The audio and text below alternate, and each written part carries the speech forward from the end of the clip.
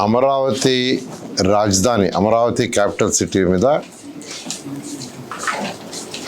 కొంతమంది అన్నెసరిగా అపోహలు రేకెత్తిస్తున్నారు. రైతులు అమరావతి రాజధాని కోసం ఎవరైతే రైతులు ల్యాండ్ ఇచ్చారో వాళ్ళెవ్వరు కూడా ఎటువంటి డౌట్ అవసరం లేదు.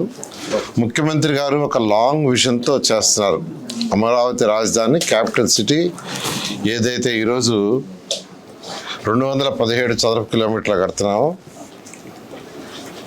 అది ఇంకా సక్సెస్ఫుల్ కావాలి, రైతులు ఇచ్చిన భూములకు ఇంకా విలువ రావాలంటే ఇక్కడ అనేక సంస్థలు రావాలి. అనేక సంస్థలు అంటే సాఫ్ట్ ఇండస్ట్రీస్ రావాలి. ఇండస్ట్రీస్ వస్తేనే ఈ క్యాపిటల్ సిటీ యొక్క విలువ ఇంకా పెరుగుతుంది, రైతుల భూముల విలువ ఇంకా పెరుగుతాయి. ఇండస్ట్రీస్ రావడం అంటే ఎప్పటికీ రాదు. ఇప్పుడు హైదరాబాద్ ఈరోజు సక్సెస్ అంటే హైదరాబాద్ సరౌండింగ్స్లో, హైదరాబాద్లో అనేకమైన ఆర్గనైజేషన్స్, ఇండస్ట్రీస్ వచ్చినాయి.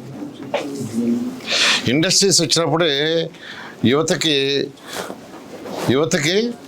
ఉద్యోగాలు వస్తాయి, ఎకనామిక్ గ్రోత్ వస్తుంది. అందుకనే ముఖ్యమంత్రి గారు లాంగ్ విజన్తో ఆలోచించి ఈ క్యాపిటల్ సిటీ ప్రపంచంలో టాప్ 10 సిటీలో ఒకటి కావాలి. ఇక్కడ ఏ రైతులైతే ఈ భూములు ఇచ్చారో వాళ్ళు ఇంకా విలువ పెరగాలంటే ఇక్కడ అనేక ఆర్గనైజేషన్స్ రావాలంటే సాఫ్ట్ ఇండస్ట్రీస్ రావాలంటే దానికి కొంత ల్యాండ్ కావాలి. అదేవిధంగా ఇంటర్నేషనల్ లెవెల్లో ఒక స్పోర్ట్స్ సిటీ కట్టాలి. ఒలింపిక్ గేమ్స్ చేసే విధంగా మనం ఒక స్పోర్ట్స్ సిటీ కట్టాలి, దానికి కొంత ల్యాండ్ కావాలి. అదేవిధంగా ఇంటర్నేషనల్ ఎయిర్పోర్ట్ ఉండాలి. విదేశాల నుంచి ఫ్లైట్స్ వచ్చే విధంగా, ఫ్లైట్స్ దిగేటట్టుగా ఉండాలి. అందుకని విశాఖపట్నంలో ఎయిర్పోర్ట్ ఉన్న భోగాపురం ఎయిర్పోర్ట్ తీసుకొచ్చింది. ఈరోజు హైదరాబాద్ తీసుకోండి, ఆ రోజు ఎయిర్పోర్ట్ కడుతుంటే అందరూ అబ్జెక్షన్ పెట్టారు. కానీ ఈరోజు అది one of the best airport.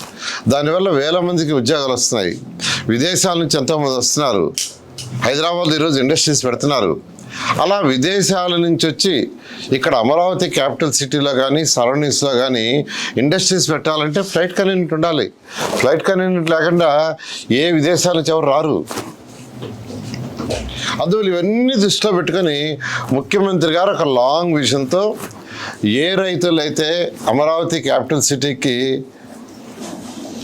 Land ఇచ్చారో వాళ్ళ భూముల విలువ కూడా పెరగాలి. ఇది ఒక మెగా సిటీ కావాలి. అమరావతి, విజయవాడ, మంగళగిరి, తాడేపల్లి, గుంటూరు ఒక మెగా సిటీ కావాలి.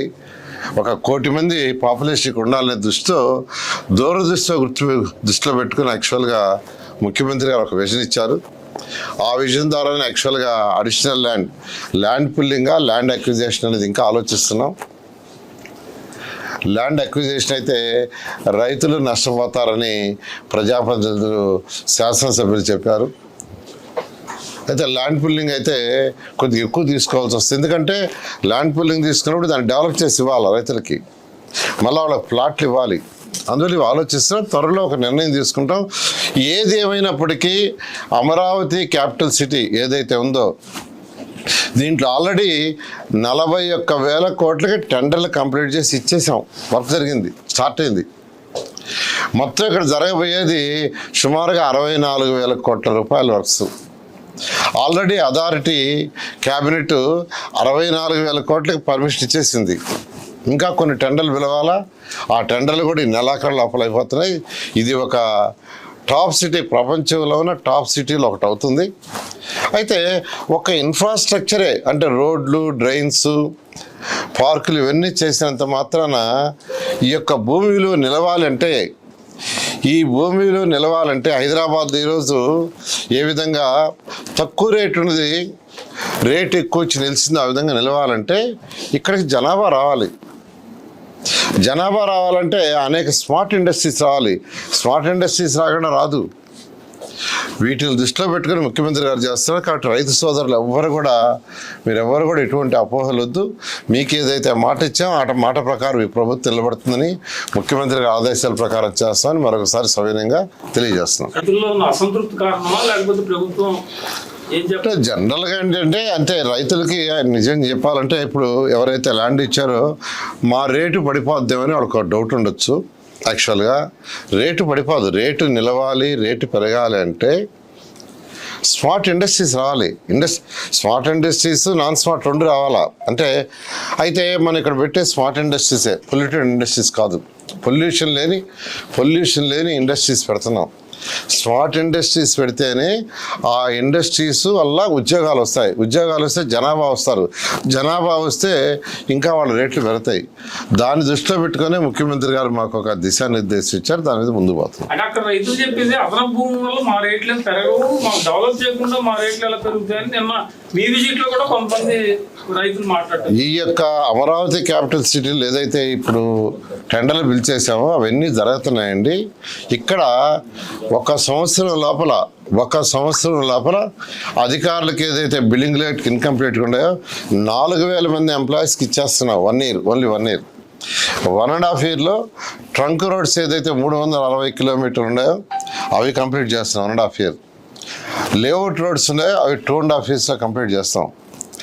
ఐకానిక్ టవర్స్ ఏదైతే 5 అసెంబ్లీ హైకోర్టు ఉన్నాయో 3 సంవత్సరాల్లో, ఆ విధంగా ఒక పక్కా ప్రణాళికలో పోతున్నాం. ఇవన్నీ రెడీ అయ్యే లోపల ప్యారలల్గా స్మార్ట్ ఇండస్ట్రీస్ రావాలి, ఒక మంచి ఎయిర్పోర్ట్ రావాలి.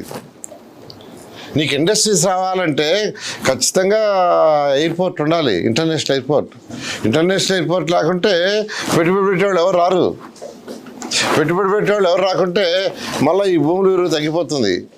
సో వీటన్నిటిని దృష్టి పెట్టుకొని అపార అనుభవం ఉన్న ముఖ్యమంత్రి గారు ఇచ్చిన డైరెక్షన్ ప్రకారం ముందుకు పోతున్నాం. చాలా యాక్చువల్గా 2000 ఎన్టీఆర్ స్టాచ్యూ పెట్టాలనుకున్నాం. దాని మీద అప్పుడు యాక్చువల్గా ప్రభుత్వం పోయిన తర్వాత ఇది వాళ్ళు ఆపేశారు. దాని మీద యాక్చువల్గా ఇతర దేశాల్లో ఇతర రాష్ట్రాల్లో ఉన్నాయన్నీ కూడా స్టడీ చేస్తున్నాం. త్వరలో దాని మీద డెసిషన్ తీసుకొని ముందుకు పోవటం జరుగుతుంది. చాలా